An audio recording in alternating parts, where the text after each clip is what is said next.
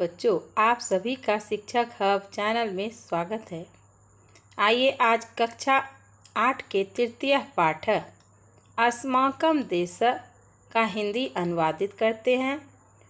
पाठ में आए हुए संधि विच्छेदों को भी हल करते हैं। सर्वप्रथम अस्माकं देश।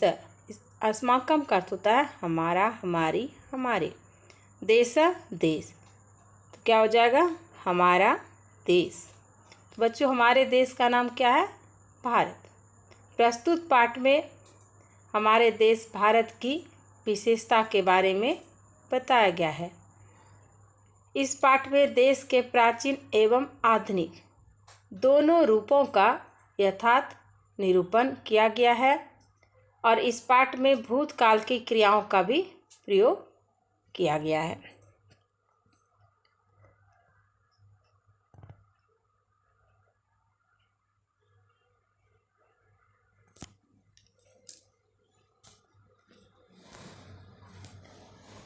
उत्तरं यत् समुद्रस्य हिमाद्रश्चैव दक्षिणं वर्षतद् भारतं प्राहुः भारती यत्र सन्ततिः।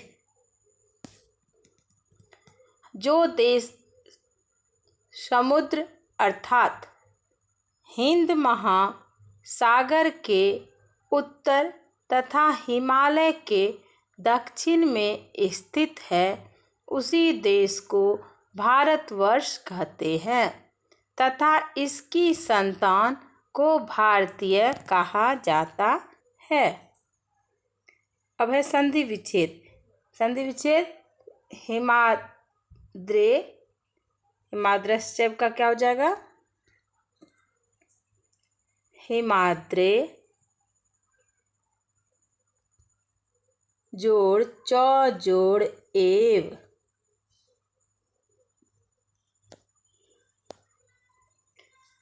अस्माकं देश भारतवर्षम् इति कथ्यते। हमारा देश भारतवर्ष कहा जाता है।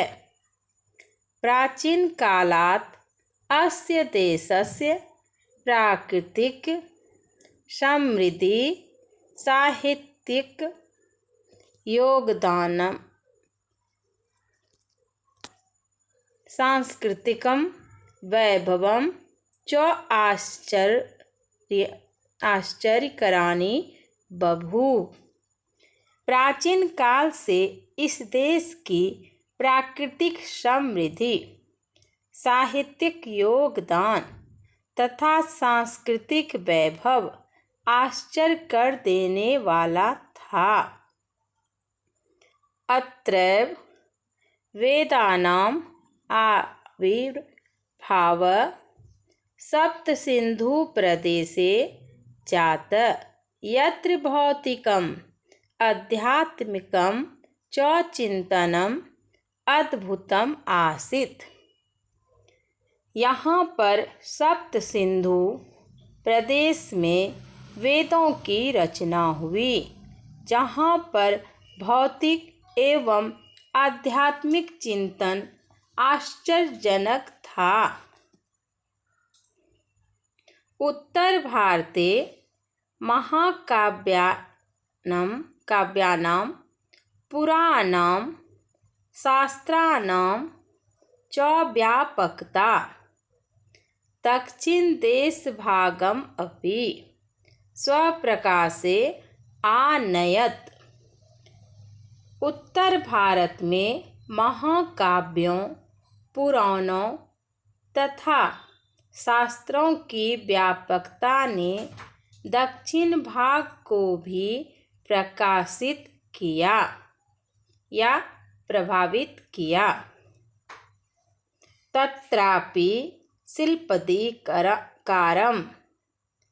प्रभृतय ग्रंथा प्राचीन कालत एव तमिल साहित्यस्य गौरवं वर्धितवन्तः।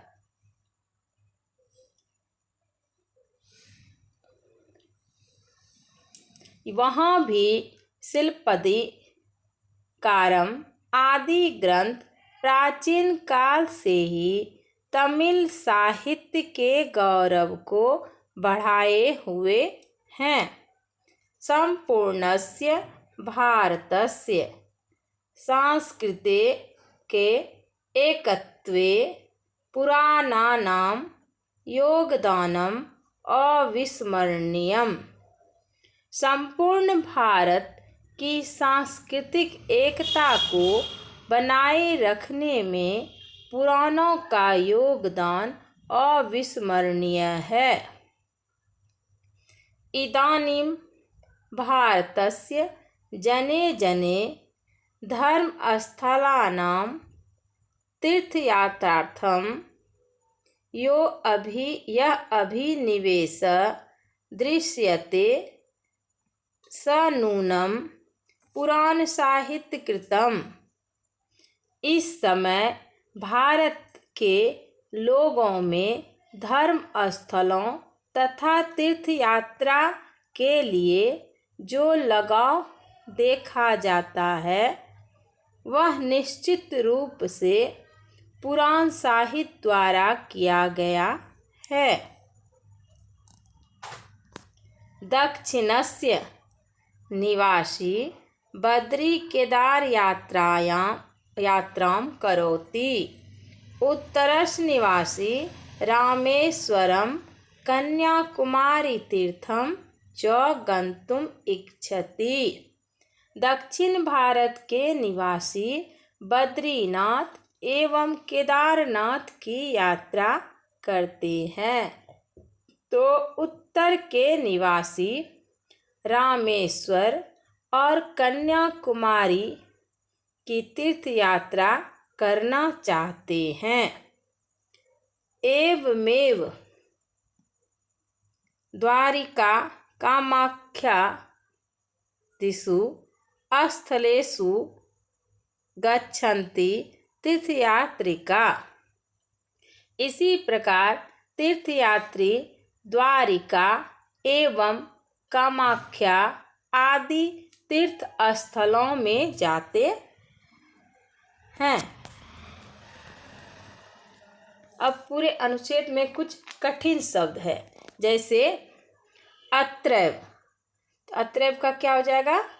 अत्र जोड़ एव। उसी तरह तत्रापि। तत्रापि का क्या हो जाएगा? तत्र जोड़ अपि। तत्रापि। यह अभिनिवेश।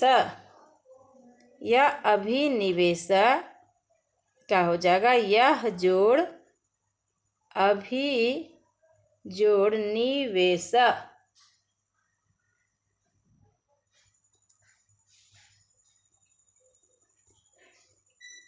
उसके बाद है गंतुम इच्छति।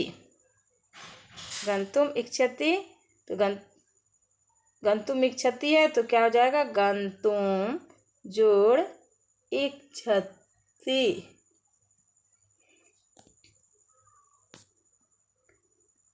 अब अगले अनुच्छेद का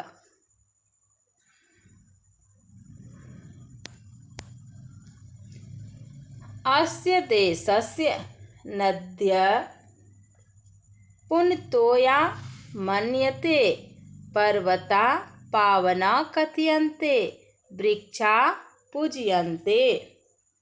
इस देश की नदियों का जल पवित्र माना जाता है, पर्वत पवित्र कहे जाते हैं, वृक्षों की पूजा की जाती है। प्रकृतिं प्रति भारतीयानां आश्चर्यकरम आकर्षणम आसीत्। प्रकृति के प्रति भारतीयों का आकर्षण आश्चर्यजनक था। पूजनीयत्वात् प्रकृतेः प्रदूषणं पापं मन्यते स्म। पूजनीय होने के कारण प्रकृति को प्रदूषित करना पाप माना जाता था। अतएव पर्यावरणस्य कापि समस्या अत्र न आसीत्। इसलिए पर्यावरण की कोई समस्या यहाँ नहीं थी। अब है संधि विच्छेद आकर्षणम मासित का क्या हो जाएगा? आकर्षण अनम जोड़ आसित। नासित का क्या हो जाएगा? नौ जोड़ आसित।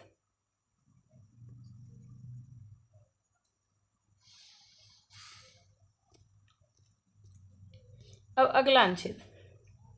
अस्मिन् देशे विज्ञानस्यापि महती प्रतिष्ठा आसीत्। इस देश में विज्ञान की भी बड़ी प्रतिष्ठा थी। वास्तुशिल्पिनः विशालानि मंदिराणि निर्मान्ति स्म।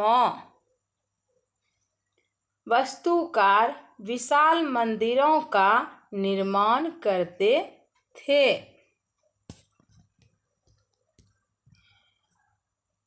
भवनानि भव्यानि क्रियन्ते स्म।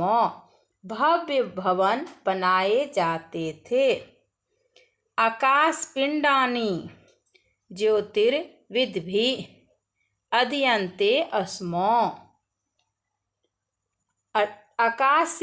आकाशीय पिंड अर्थात ग्रह नक्षत्र आदि का अध्ययन ज्योतिषियों द्वारा किया जाता था। अत्र चिकित्सा शास्त्र अपि प्रगतिशीलम्। यहाँ चिकित्सा शास्त्र भी प्रगतिशील था। गणित शास्त्रे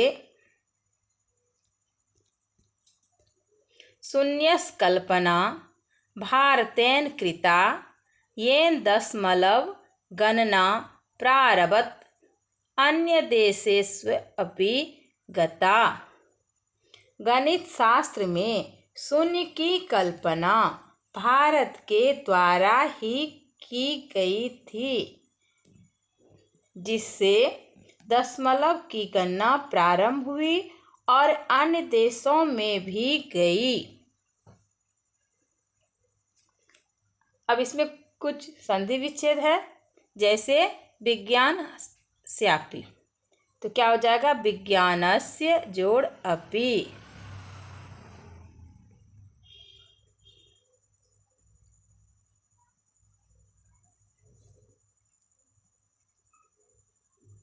दूसरा है अन्य देशस्व अपि। इसको लिखेंगे अन्य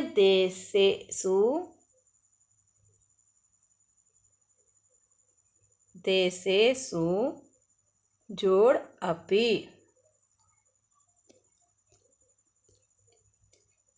भारतस्य प्राचीनगौरवं मध्यकाले किंचित् तिरोहितं पराधीनतया, किंतु सम्प्रति शिक्षिता सन्तः जनाः आधुनिके विज्ञाने अपि प्रतिभां दर्शयन्ति। भारत का प्राचीन गौरव मध्यकाल में पराधीनता के कारण कुछ समय के लिए लुप्त हो गया, लेकिन इस समय शिक्षित लोग आधुनिक विज्ञान में भी अपनी प्रतिभा दिखा रहे हैं। सीवी रमन, जगदीश चंद्र बसु, मेघनाथ साहा, होमी जहांगीर भाभा, विक्रम साराभाई प्रभृतयः वैज्ञानिकाः आधुनिक भारतस्य गौरववर्धकाः CV रमन, जगदीश चंद्र बसु, मेघनाथ साहा, होमी जहांगीर भाभा, विक्रम साराभाई इत्यादि वैज्ञानिक आधुनिक भारत के गौरव को बढ़ाने वाले हैं एवं महात्मा गांधी सदृश कर्मवीर, रविंद्रनाथ ठाकुर सदृश साहित्यकार, अरविंद सदृश दार्शनिक, राधा कृष्णन सदृश शिक्षक, राजेंद्र प्रसाद सदृश अस्तित्वज्ञ इत्यादि वर्तमान भारतस्य गौरवरूपा नेतार सन्ति। इसी प्रकार महात्मा गांधी के समान कर्मवीर, रविंद्रनाथ ठाकुर जैसे साहित्यकार, अरविंद के समान दार्शनिक, राधा कृष्णन के समान शिक्षक, राजेंद्र प्रसाद जैसे अस्तित्वज्ञ इत्यादि वर्तमान भारत को प्रतिष्ठा देने वाले नेता हैं। सम्प्रति देशस्य विकास सार्वत्रिक वर्तते। आजकल देश का विकास हर क्षेत्र में हो रहा है। कृषि क्षेत्रे नवीना प्रयोगा, संचार साधनानि उत्कृष्टानि, अंतरिक्ष क्षेत्रे अपि विशिष्टं योगदानं, स्वास्थ्यं प्रति जनजागरणं, चिकित्सा सुविधानां वृद्धि, सर्वशिक्षा अभियानम् इत्यादीनि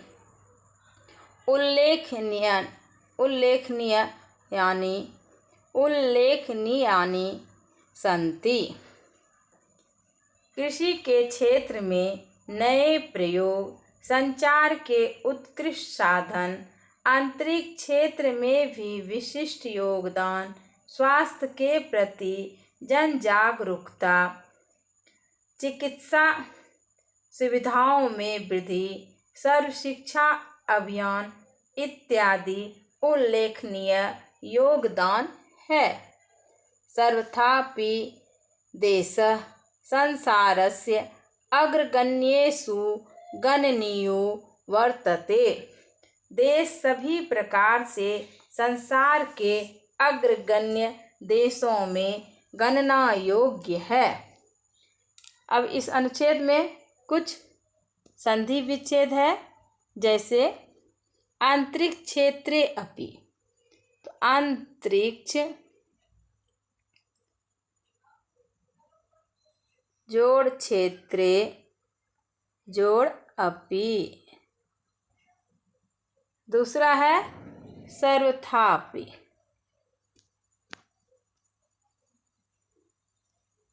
तो सर्वथा जोड़ अपि।